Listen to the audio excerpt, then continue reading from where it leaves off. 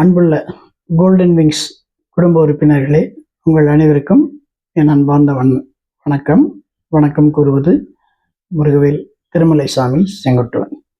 அன்பு சொந்தங்களே, கடந்த சில வாரங்களாக இன்சுலின் குறைபாட்டிற்கான உணவு வகைகளை சொல்லி கொண்டு வந்திருக்கிறேன். நிறைய பேர் ஃபாலோ பண்ணுறீங்கிறது அவங்களுடைய ரிப்போர்ட்லேருந்து எனக்கு தெரியுது. மித்த மகிழ்ச்சி.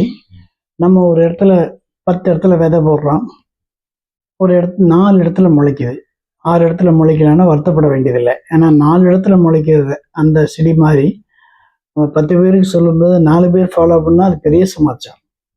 அந்த 4 பேரோட ஃபேமிலி அவங்க இருக்கவங்க ஃபாலோ பண்ணுறாங்கன்னா அது ஒரு கிளை விரியுதுன்னு அர்த்தம். எனவே அவங்களுக்கு என்னுடைய நன்றி. இன்னைக்கு நம்ம பார்க்க போகிறது மார்னிங் பிரேக்ஃபாஸ்ட் ஃபார் டயபெட்டிஸ். அதில் என்னென்னா, அன்னைக்கு சொன்னேன் மத்தியானம் ஒரு வேளை மில்லட் சாப்பிட்டா என்ன எஃபெக்ட்னு சொன்னேன். இப்போ மத்தியானம் ஒரு வேளை மில்லட்டும் காலையில் ஒரு வேளை இந்த மாதிரி டயட் என்ன சாப்பிட்றீங்கன்னு பார்க்க போகிறோம். என்னென்னா, உங்களுக்கு சோளம் எல்லா இடத்துலையும் கிடைக்குது. சோள மாவு நல்ல நல்ல ஃபைன் மாவே கிடைக்குது, எல்லா டிபார்ட்மெண்ட் ஸ்டோர்லையும் கிடைக்குது. நீங்கள் என்ன பண்ணுறீங்க, வாங்கிட்டு வந்து 4 ஸ்பூன் சோள மாவு போடுங்க, 2 ஸ்பூன் வெள்ளை ரவை போடுங்க, 1 ஸ்பூன் அரிசி மாவு போடுங்க, கொஞ்சம் சால்ட் போடுங்க, அப்புறம் கொஞ்சம் சீரகத்தை எடுத்து அப்படி கையில் கசக்கி உள்ளே போடுங்க. அதுக்கப்புறம் கொஞ்சம் சால்ட்டு, அப்புறம் தண்ணி ஊற்றி நல்லா லூஸாக கலந்துக்குங்க. மாவு ரெடி ஆகிடுச்சு. இப்போ தோசைக்கல் சூடானோன்னா ஒரு டம்ளரில் அதை ஊற்றி அப்படியே வட்டமாக ஊற்றுங்க. எண்ணெயெல்லாம் ஊற்ற வேண்டாம். கொஞ்ச நேரம் கழித்து பார்த்தா அந்த தோசை அப்படியே மேலாக வெந்துச்சு வரும். திருப்பி மடித்து இப்படி கொடுத்தோம்னா ரோஸ்ட் மாதிரி வரும். இதுக்கு என்ன சைட் டிஷ் அப்படின்னா, very very easy side dish. எல்லார் வீட்லேயும் உங்களுக்கு கறிவேப்பிலை செடி இருக்கும். ஒரு கொத்து கறிவேப்பிலை பறித்து நல்லா கழுவி வச்சுக்கோங்க.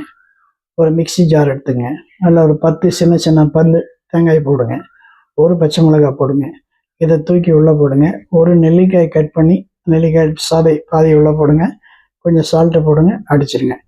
முதல்ல கொஞ்சம் ஹார்ஷாக அடிங்க, அப்புறம் கொஞ்சம் தண்ணி ஊற்றி அடித்தா பேஸ்ட் ஆகும், இன்னும் கொஞ்சம் தண்ணி ஊற்றி அடித்தா லூஸாக வரும். உங்களுக்கு என்ன மாதிரி டைப் வேணுமோ பண்ணிக்கலாம். இந்த முறுமுறுன்னு தோசைக்கு இந்த பச்சை கலர் கருவேப்பிலை சட்னி பிரமாதமாக இருக்கும். அப்படி எடுத்து அப்படி வாயில் வச்சிங்கன்னா உமிழ்நீர் அனைத்தும் சுரந்து உங்களுக்கு ஒரு ஹெல்த்தியான ஃபீலிங்கை கொடுக்கும். இது மார்னிங் பிரேக்ஃபாஸ்ட்.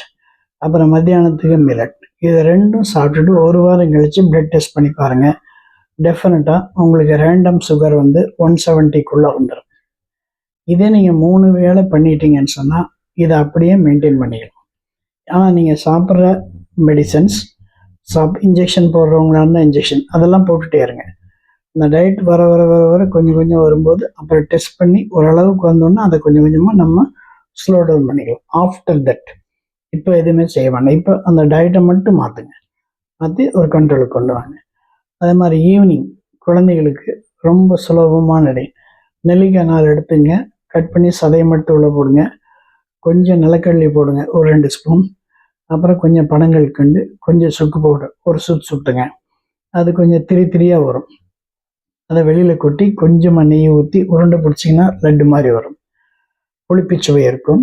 அதே மாதிரி கார்போஹைட்ரேட் இருக்கும், புரோட்டீன் இருக்கும், நெய்யில் இருக்க கொழுப்பு எல்லாம் சேர்ந்து சாப்பிடும்போது ரொம்ப அருமையாக இருக்கும். பல்லில் கடித்த உடனே அந்த குழந்தைகளுக்கு உமிழ்நீர் சுரக்கும். உமிழ்நீர் சுரந்தாலே அங்கே ஆரோக்கியம் இருக்குது அப்படின்னு அர்த்தம். இது சுலபமானது. நாளைக்கு இதை விட சுலபமான டயட் உங்களுக்கு சொல்கிறேன். நீங்கள் வாங்கி வச்சுட்டு அப்பப்போ ரெடிமேடாக கலந்து செஞ்சு கொடுக்கலாம். அப்புறம் கண்டிப்பாக குழந்தைகளுக்கு புரோட்டீன் இருக்கிற மாதிரி பார்த்துங்க. எக்கு கண்டிப்பாக ஒரு எக்கு கொடுங்க, டெய்லி ஒரு எக்கு கொடுங்க. ஸ்கூல்லேயே கொடுக்குறாங்க. அதை அப்படி கொடுக்கலன்னா நீங்கள் கொடுங்க. அடுத்தது ஒரு ஆப்பிள் கொடுங்க. அந்த காலத்தில் பழமொழி இருக்கேன், apple a day gives the doctor எவன்னு சொல்லுவாங்க. அந்த காலத்தில் நாங்கள் எங்கள் காலத்திலலாம் ஆப்பிள்லாம் பார்த்ததில்லை, வாங்க வசதி இல்லை. இப்போ அப்படி இல்லை, எல்லாரும் நல்ல வசதியாக இருக்குது. கண்டிப்பாக ஒரு ஆப்பிள் கொடுங்க. குழந்தைகள் வளர்கிற வேகம் ஜாஸ்தி, அதுக்கு தகுந்த தீனி நம்ம கொடுக்கணும். தீனி கொடுத்தோம்னா அந்த உடல் செல்களெல்லாம் அதுக்கு தகுந்த மாதிரி வளர ஆரம்பிக்கும். அவங்க ஸ்போர்ட்ஸ் எல்லாம் விளையாண்டுட்டு வரும்போது அவங்களுக்கு ஹெல்த்தியாக நம்ம கொடுக்கறதுல அவங்களுடைய ஹெல்த்து நல்லாயிருக்கும். என்னைக்கோ இதை கண்டிப்பாக நீங்கள் ஃபாலோ பண்ணுங்கள். நிறைய ஃபீட்பேக் வருது, ரொம்ப மகிழ்ச்சியாக இருக்குது. நிறைய பேர் டெலிஃபோனில் என்கிட்ட என்கொயரி பண்ணுறீங்க. தயவு செஞ்சு டெலிஃபோன் வேணாம், please come in person and get me the advice. ஆனால் இதில் இன்னொரு அட்வைஸ் என்னென்னா, don't stop your medicines, you continue your medicines as prescribed by your doctor. Only after come to the conclusion of after taking the diet, my diet, 1 month கழிச்சு sugar லெவலை பார்த்து அதுக்கப்புறம் tapering dose டாக்டர்கிட்ட கேட்டு பண்ணிக்கலாம். So வாழ்க்கை வாழ்வதற்கு நன்றி, வணக்கம்.